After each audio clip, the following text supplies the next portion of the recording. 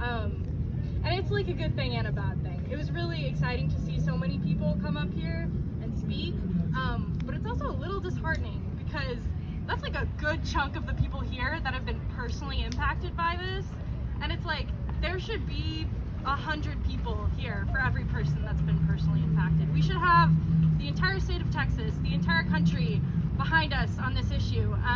Like people who have not been personally affected should be standing here with us. And it's just seeming like as more and more of you come up here, that's not really the case. But I'm really happy that all of you guys are here. And I think that sharing the stories and getting people to realize what it's like when it does personally impact you is the first step in getting everyone to stand with us. So I'm really proud of everyone who came up here. And whether it was the story about you being personally impacted or you realizing that people are being personally impacted, I think it's going to move someone to come stand up here with us, to move someone in the Capitol to vote a certain way on a piece of legislation. Regardless, I'm hoping that our people here with cameras are catching it all and are going to spread it to people who are not here with us right now, because that's the entire reason that we're out here.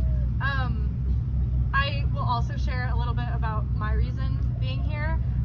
I just, as everyone was sharing, I feel like I got more and more that I wanted to say, just because these conversations spark, exactly like Sebastian said, you realize that it personally impacts you, even if you didn't know to begin with.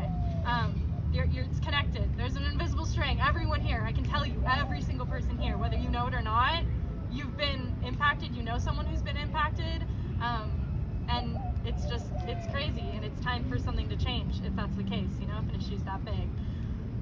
Speaking of being the first one places, I'm the first one at lots of things because I'm an EMT. So someone calls 911, I'm there. I'm the first one there, actually. I'm at your house, I'm at your place of employment, I'm everywhere. But no, I think there's a lot of responsibility that comes with that, but there's a lot of insight that comes with it. Because I'm at people's houses, I'm at people's places of employment, I'm where they hang out, I'm with their friends, I'm with their family. I see what has influenced the way that their health turns out. I don't get to see them for very long. We drop them off at the ER and that's basically it. But even in that time, that short amount of time, that 20-minute drive, whatever it is, you get to know the person in the back of the ambulance, and you get to see how their circumstances impact their health outcome, even in 20 minutes. It's a very short amount of time. And you can get the same exact call for two different people, and in that 20-minute drive, they can be in very different places. And that is entirely based on mostly where you're picking them up from, which is sad. It's sad to show up and have someone be in a life-threatening medical emergency, and the first thing they ask you isn't, am I going to be okay? It's, am I going to be able to pay for this? Do you take my insurance? That's sad. Like, when you can get one sentence out and it's, do you take my insurance? It shouldn't be like that. Like flipping through our level 1 trauma centers, our stroke centers, whatever we need to take them for, and trying to figure out, is this place going to accept their insurance? Like, that's not my job. That's not what I'm trained for. That's not what the paramedics trained for. It's not my job to fill out all the insurance information on the paperwork, but that's what I'm doing. That's half of what I do. Half of what I do is figuring out insurance stuff.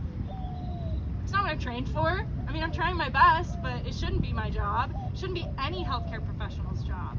We shouldn't have to worry about that.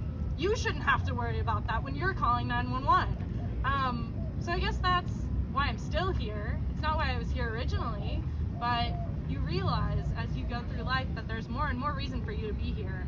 And I think the fact that the average age of this crowd is probably 19, and we already know we need to be here, that's not good. I mean, we're just gonna get more and more information on why we should be here as we grow up. Most of us are still on our parents' health insurance, and we're here. What happens when we lose that? I mean, like, we're gonna have a whole nother reason to be here. So, thank you for being here already.